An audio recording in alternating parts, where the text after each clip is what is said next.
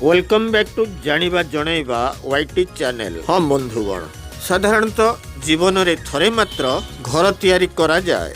जेहेतु शास्त्र रे अछि बासगृह एक मंदिर समान, तेणु एही मंदिर रूपी नूतन गृह प्रतिष्ठा करिवा पई वास्तु विशारद मानक साहाय्य नेबाको पड़ी थाए। आसंतु एक सरल निष्कपट और सुप्रसिद्ध वास्तु ज्योतिर्विदींक सहित तांको बासभवन रे कथा हेबा।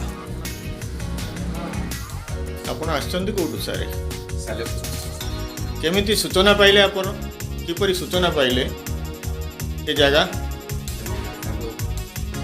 अच्छा तेबे आसंतु कथा हेबा ज्योतिर्विद श्री सुदाम चरण नायक महोदयଙ୍କ ठारो।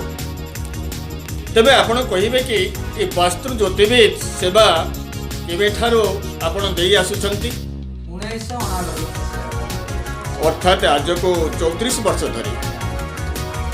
तेबे एक प्रश्न उंकी मारे सर्वसाधारण रे वास्तविक ज्योतिष शास्त्र केते दूर ठीक?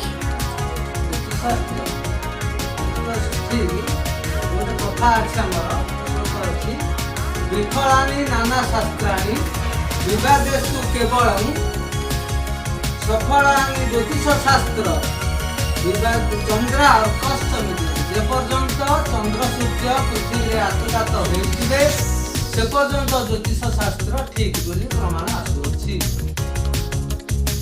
अच्छा, प्रकृत रे एठारे लोक माने आसी बहुत दूररू सफलगामी हेउछंती? हाँ निश्चिंत होउछंती। न हेतले लोक एते आसंते काई? तो गोटे लोक आसिला परे सेही जगह रो आउ 5 जण आसुछंती। अच्छा, ओडिसा रो केई कोन जिल्ला रे आछन? कटक, पुरी, भुवनेश्वर, बालेश्वर, भद्रक, जाजपुर, केन्द्रापड़ा, जगतसिंहपुर। तेबे जदि दरकार पड़े क्षेत्र उपर को आपण बाहर को जानती? गृह कार्य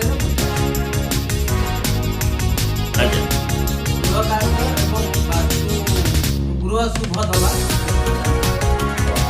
धन्यवाद। हाँ, एठारे सूचित करा जाई पारे कि उक्त वास्तु ज्योतिर्विद महोदय निज ग्राम ओडिशार महांगा कन्स्टिट्युएंसी अंतर्गत राहाणिया गोकुलपुर। जोगाजोग 9438124677। हाँ, निज हाथ मुठारे नुआ नुआ अपकमिंग कंटेंट पाइबा पई जदि पूर्वरु सब्सक्राइब करना तुरंत सब्सक्राइब करिवे। साधुवाद।